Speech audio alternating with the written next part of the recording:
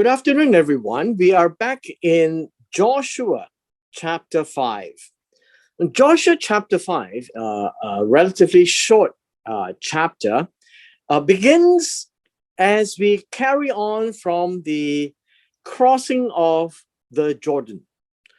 And very important is that there is a reference back to Joshua chapter 2 when the spies went in to speak to Rachav. And so we will capture all the essence in the next couple of verses. And so it was when all the kings of the Amorites who were on the west side. Now the word west here is literally sea, right? Yam. And just for all our purposes, we need to realize that the word for the English word west as a coordinate of the directions is actually sea. And the word east would be the place of the rising sun or the front. And so what is behind is actually the sea. And the sea would represent the direction called west. And so that is what it means on the sea of the Jordan. And that would be the river. Now we need to remember, and if this was the Jordan, they are now on this side of the Jordan because they have crossed over. However, in the earlier chapters in the book of Deuteronomy, in the book of Numbers, we find that Moses had led the group to take over the land of the Amorites here. And that would be Sihon and Og. Now, there are Amorites on this side as well. And the Amorites are living on the highlands on this side and on this side as well. And so that's where we read of the Amorites. So do not think that Amorites are only on the eastern side, but it's also on the western side of the Jordan. And these are the Amorites we are talking about. And all the kings of the Canaanites who were by the sea. Now, in this case, that would be the coastal area of the sea, right? And when they heard that the Lord had dried up the waters of the Jordan from before the children of Israel until, and this word here in verse 1 is that until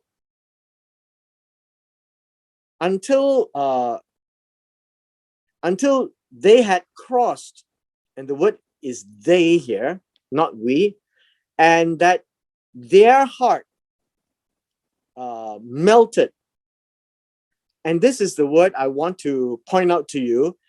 It is very important because it's used a number of times, and in this case, it's in Joshua chapter 2, verse 11. And if you recall in Joshua chapter 2:11, where the spies went in to speak to Rachav or Rahab, and she told them, no, we heard about you crossing the Red Sea. We heard how you left and Egypt and all these things. And they only hear because they don't have WhatsApp to share videos. But essentially, it's a very visual and a very physical and concrete thing. They heard, and it must be true because they believed it, and that their heart melted. And the idea of melting is like they have lost all confidence. I think that would be a better word to use. Lost confidence. And so heart melting is an idiom.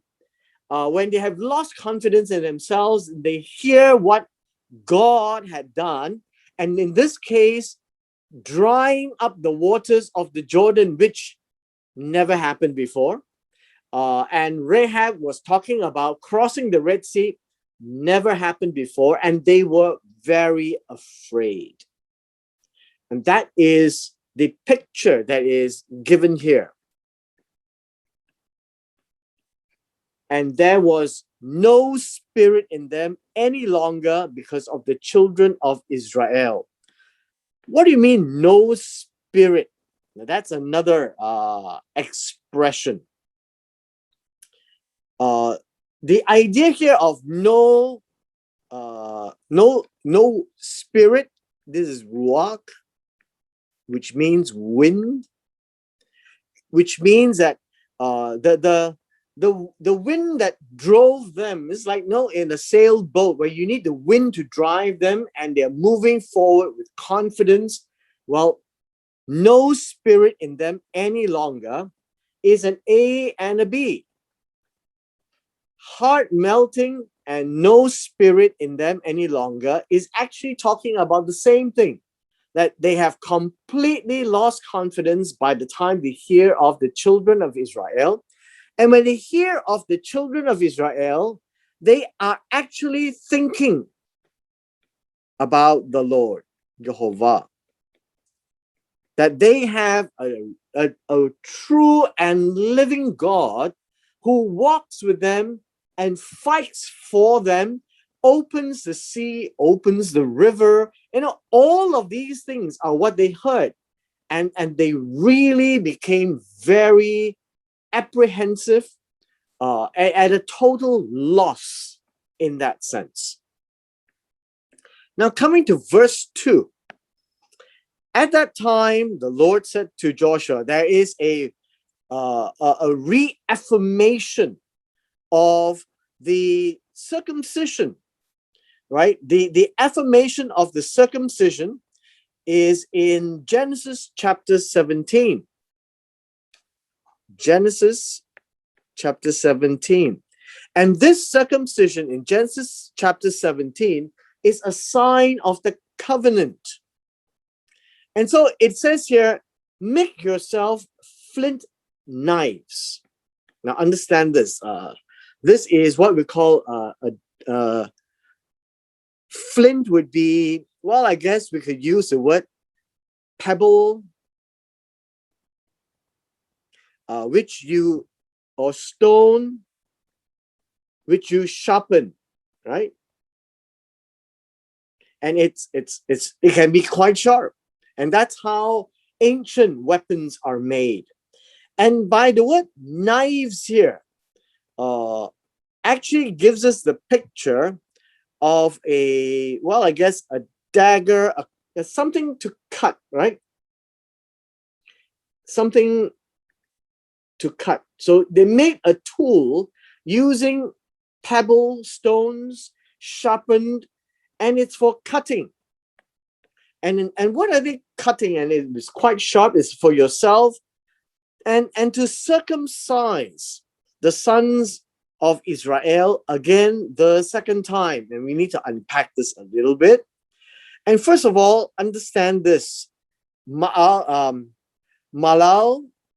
would be to clip off. In this case, the foreskins, right, of the sons, and these will be only the male of Israel. And the word again means, I guess it's not so much again as a repeat. The word here is shuv, meaning to return to the covenant. And this means a second time, because the first time was when they came out of Egypt, and this would be the second time. So this is how we would understand this passage. The sons of Israel again means the shuv, return to the circumcision, basically, right? The second time means there was a first time earlier on. And so as we read the passage, this is what it says. So Joshua made flint knives for himself, circumcised the sons of Israel at the hill of the foreskins. The word foreskins is the word, I guess it is also a place, we call it the hill. How would you say? This would be I guess a little mound, right? A little mound of the foreskins, which means that when all the males were circumcised, they actually had the amount of a little mound, and I guess they buried it there. And this, the reason why Joshua circumcised them. All the people who came out of Egypt, the males, all the men of war had died in the wilderness on the way after they had come out of Egypt. And remember why they died? Was because they refused to trust God to enter into the promised land. Now, all of these men of war who came out of Egypt were circumcised. They were circumcised. Now, we weren't told when, but if you recall, if you were able to read Exodus chapter 12, and right at the end of Exodus chapter 12, about the foreigner, the Ger, who wants to participate in the Passover, the males have to be circumcised, and that was the demand, which assumes the males at that point in time were already circumcised so that they can partake of the Passover. And there is only one law for the natives and for the foreigners or the Ger. And so that would be what we would say the first time. And now the second time is here. Who were they talking about? For all the people who came out had been circumcised, but all the people born in the wilderness on the way they came out of Egypt had not been circumcised. And so these would be the second and third generation who were there. And at this point in time, apparently they did not practice circumcision when they were traveling in the wilderness. And now before they participate in the beginnings of a major dispossession and a possession or inheritance, God requires them to be compliant to Genesis chapter 17, so that the symbol or the sign of the covenant are now in every of the men.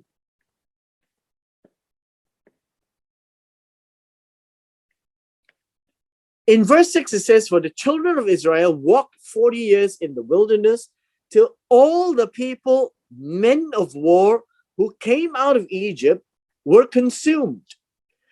Now, in verse 6, the word consumed here,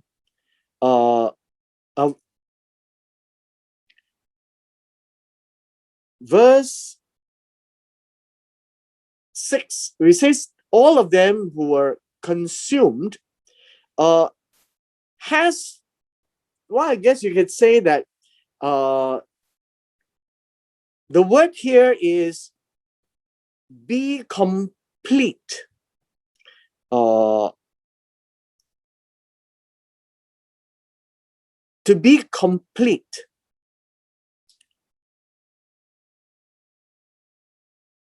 Complete here is not complete in numbers, but complete in that they have all died out. That's the word it means, and hence the translator gives us the word consumed, because they did not obey or hear the voice of the Lord, to whom the Lord swore that he would not show them the land that he had sworn to the fathers that he would give us. So this generation of men of war who were already circumcised all died.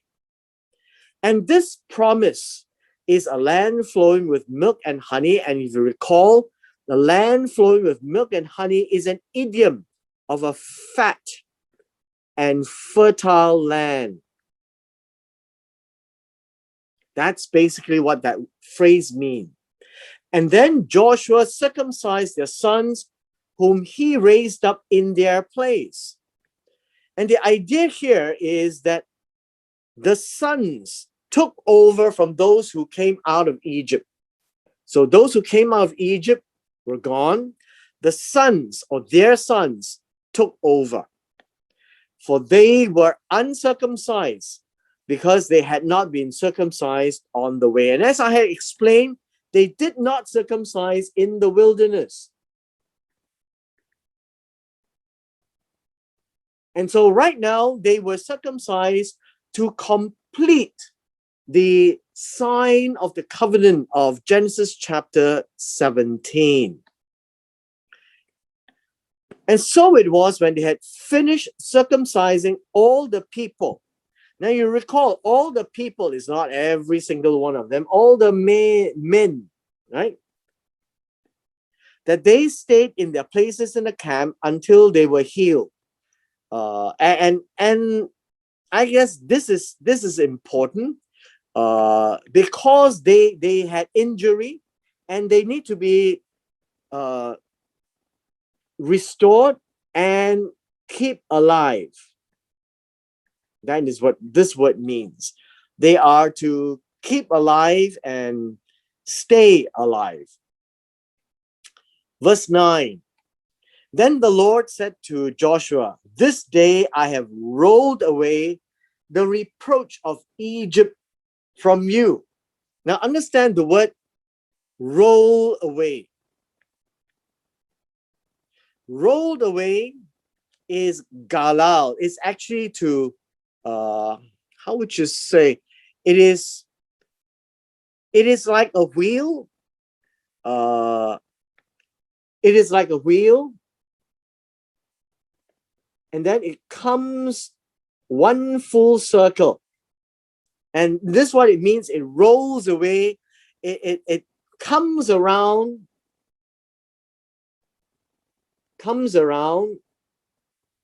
a second time. And so this is what roll away means. Now, what do you mean by the reproach of Egypt? Now, the reproach of Egypt is, I guess you could say, the shame of Egypt.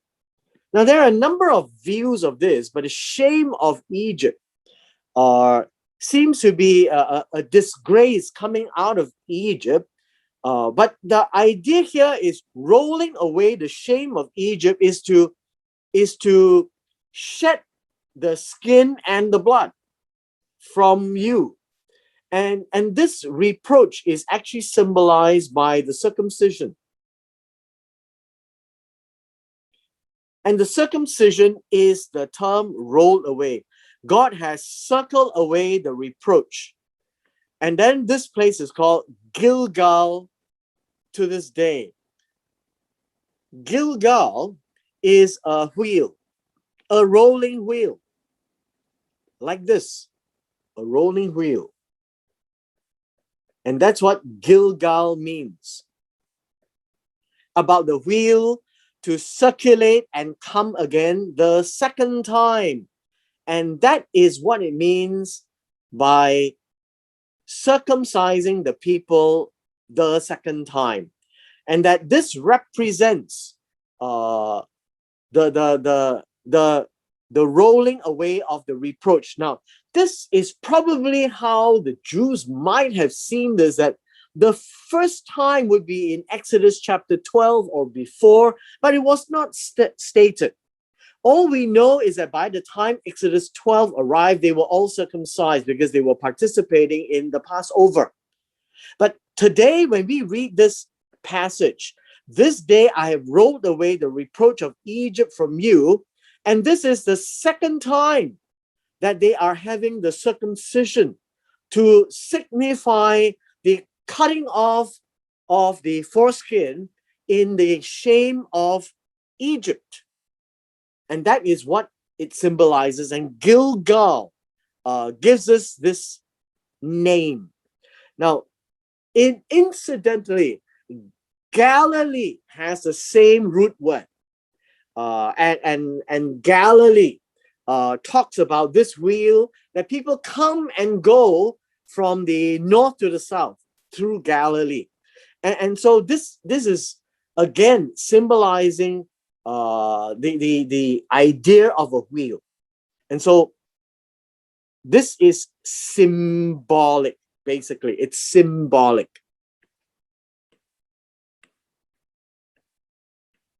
Now, when you get to verse 10, it is quite interesting now, because in verse 10, they kept the Passover. And the word kept is not the traditional word of shamar, keep. This word kept, again, the translators just, I would say, simply use this word. The word here means perform. It doesn't mean to guard. It means to perform. And they performed the Passover on the 14th day of the month at twilight on the plains of Jericho. And what does this mean? Perform, this would be killing the he-goat, and this would be the ram, right? The baby rams of 1 year. And so that would be the Passover, and it would be slaughtered on the 14th day at twilight. That would be after 12, right? Sometime after 12 in the plains of Jericho. And this is probably the first time that we saw.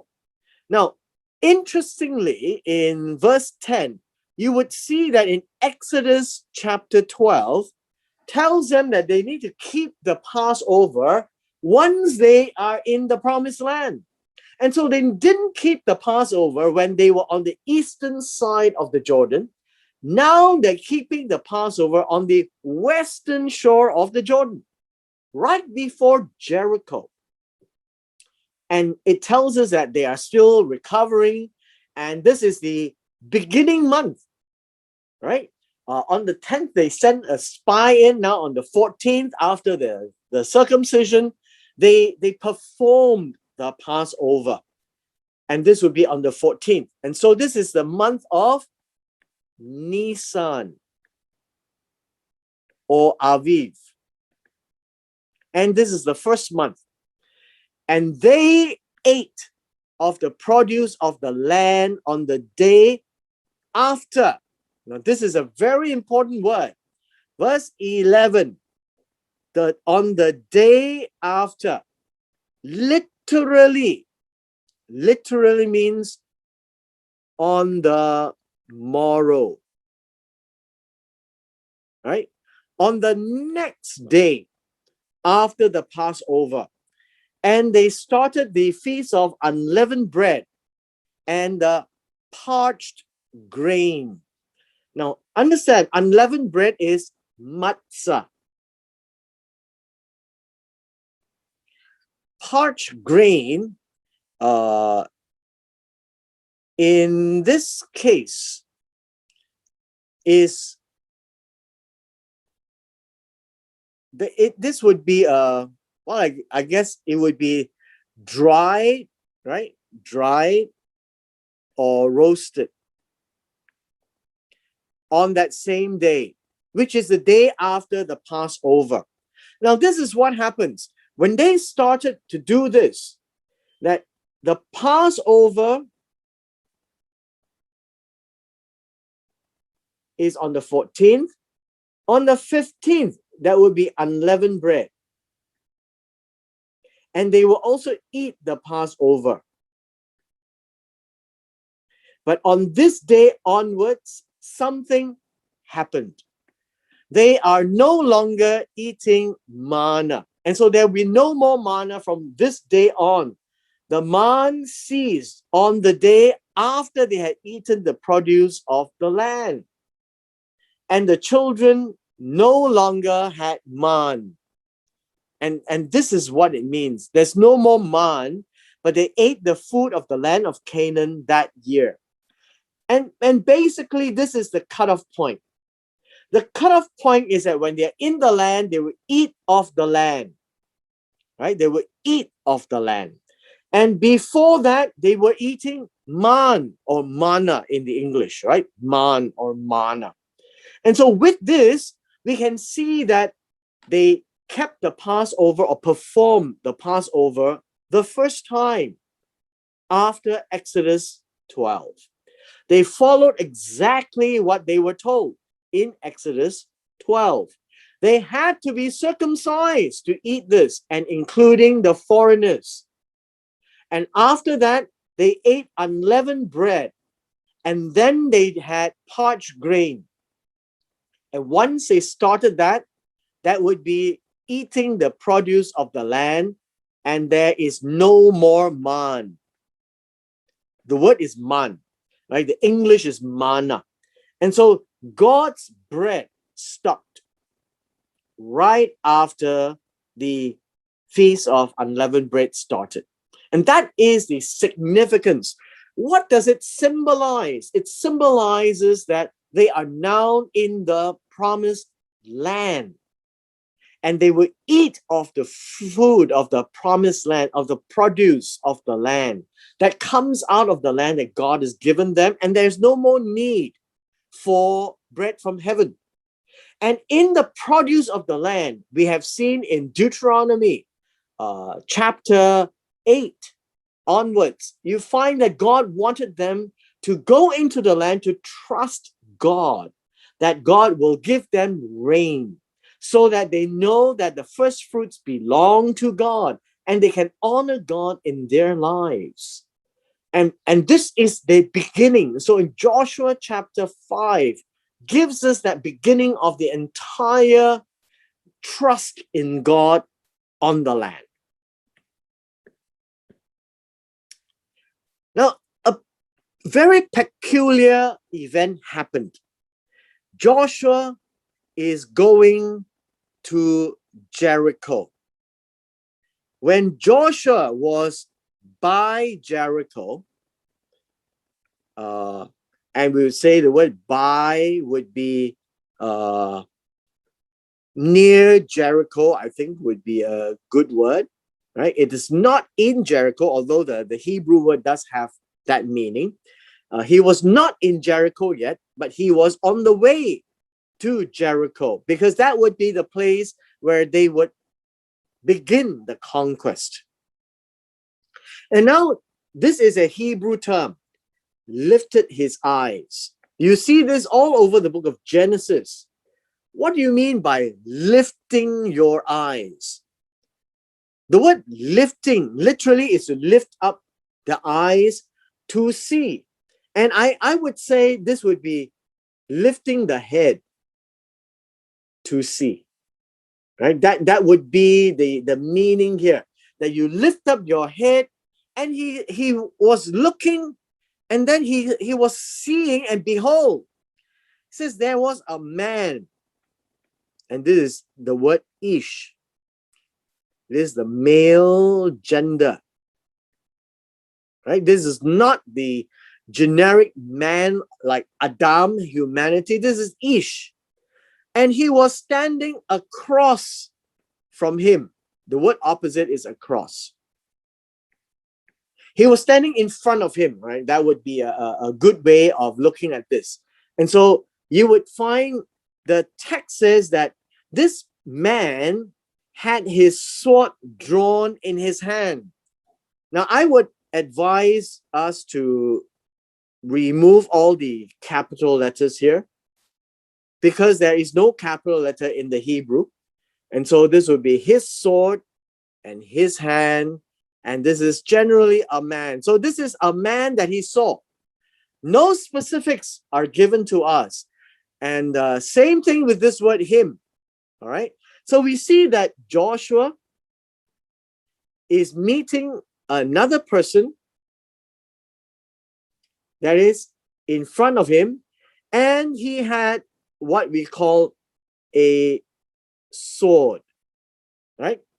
And that would be in his hand. That would be the picture that we could see, that they are now seeing eye to eye. That would be the picture here. All right. Now, Joshua does not recognize this person. And he said to him, "Are you for us or for our adversaries?"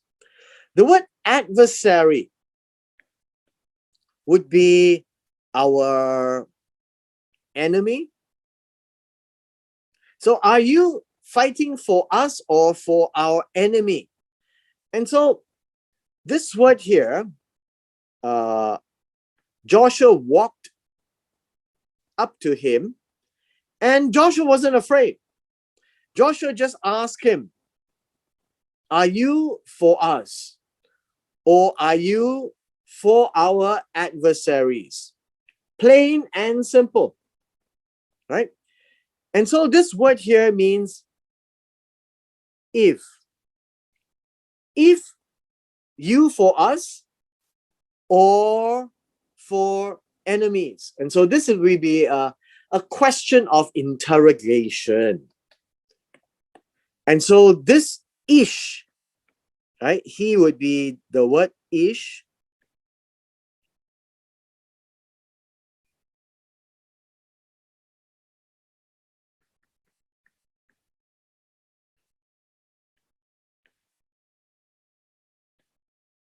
Right? And this is the man. He says, "No, I'm not for the enemy." And so this no goes with the previous statement, for our enemies. Right? And that's the no for.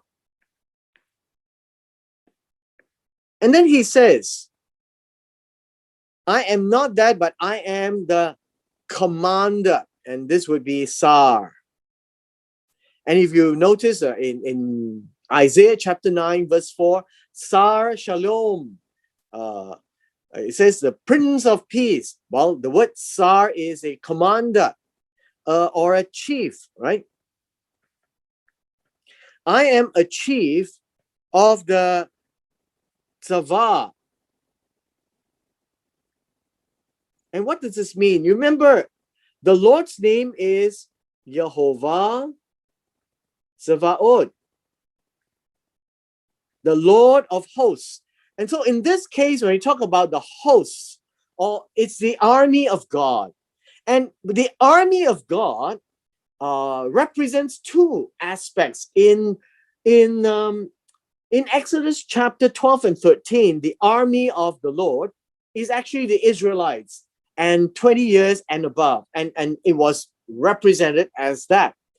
But in general, we see that Yehovah Tzevaot also represents those who serve him in the army of the angels. And so this one says that I am the chief. I am chief of the army. So it's like commander in chief. And he says, and I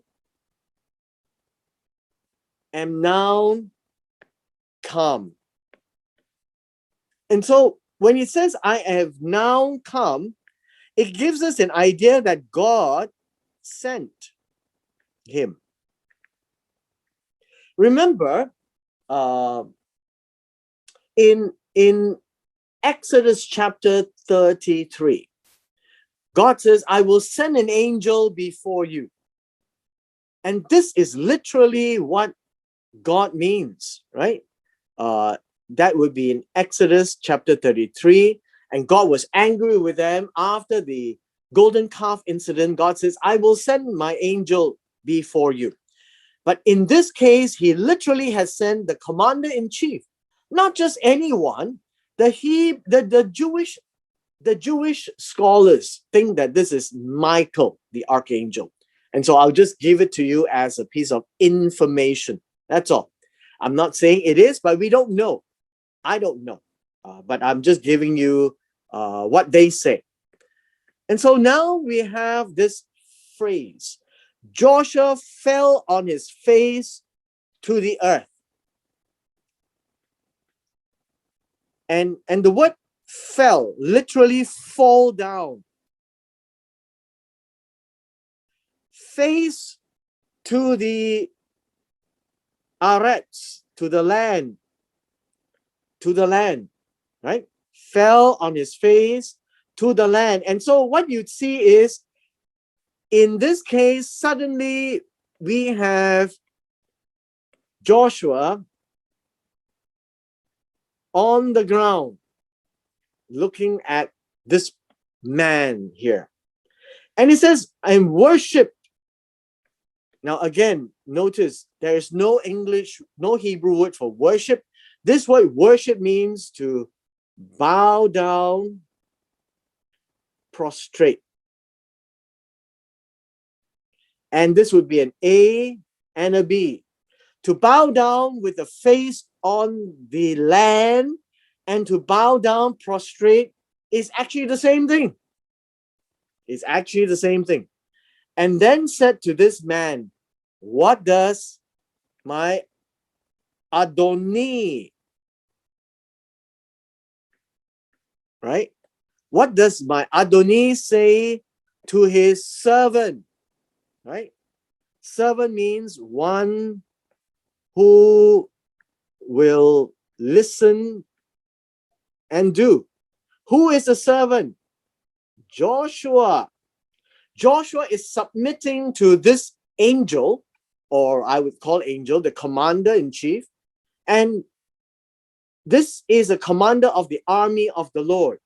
And so Joshua knows who is greater than him. And understand this.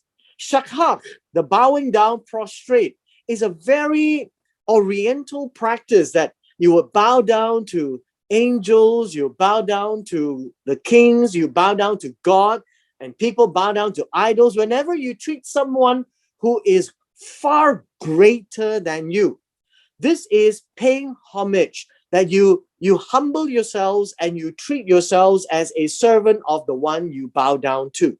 And this is basically what happened here, right?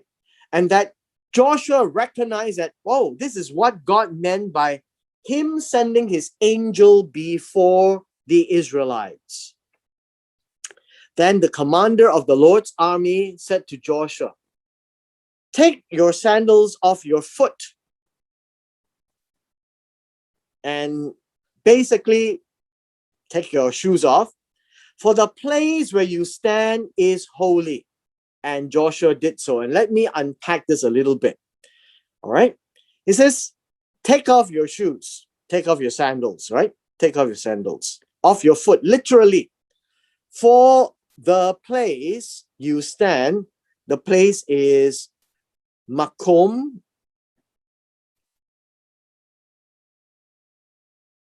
Makom. This is the location. The location where you are standing, and meaning standing, is holy. And the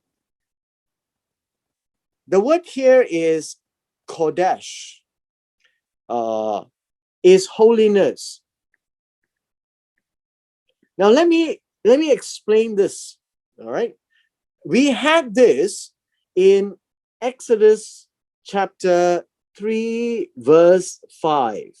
When the angel of the Lord spoke to Moses at the burning bush, this is exactly a mirror narrative. And the word holy means special, right? Unique, different, set apart. And so understand this.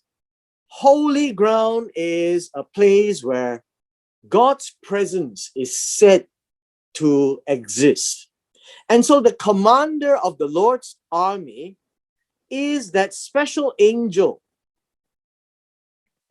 that represents God. Now understand the concept of one sent, Shalak, and one who walks, Malak. And the idea is very similar, the commander of the Lord's army is one sent by God. An angel is a messenger who walks on behalf of God. But in this particular case, the commander of the Lord's army says that the land, the place where he's standing is holy, which means that the commander of the Lord's army represents God. And this has a very oriental flavor to it. Back in the ancient days, like in China, where the emperor would send the eunuch or a messenger with a 圣旨, with a imperial edict to a faraway place because the emperor cannot go. But the imperial edict represents the emperor. So when the eunuch or the official reads the imperial edict, everyone has to bow as if the emperor is there. And so the angel of God, or here the commander of the Lord's army, one who is sent by God specifically to represent God there with Joshua to fight, literally is like God present himself. And that is why we read these statements, like in Exodus chapter 3, verse 5, that the angel speaks on behalf of God. The angel here, or the commander of the Lord's army, who is an angel, I believe, speaks on behalf of God, one sent by God to fight this battle with Joshua, who will be ahead of Joshua. And exactly what Exodus chapter 33 says, God says, I will send my angel before you. And God is fulfilling his promise. And hence here we find the bowing down all the way to the ground. And the English word translated as worship is one who treats the one that you bow down to as one greater than you. And in this case, this one man who is holding the sword is one greater than Joshua, who is sent by God to do God's work, to go before the children of Israel to fight these battles. And with this, I hope that we will have gotten a better picture of how the Hebrew thinking is with regards to one who is sent by God, one who is walking on behalf of God, for example, the angel, the malach, one who has been shalach by God, like this commander of the Lord's army, are people, I won't say people, are men or angel in the form of men, right? In the form of a man, who is now recognized by Joshua, or like Moses, as one greater than themselves, as one who represents God in all intents and purposes. And what they say is God's word in that sense. And now with this, we have come to the end of chapter 5.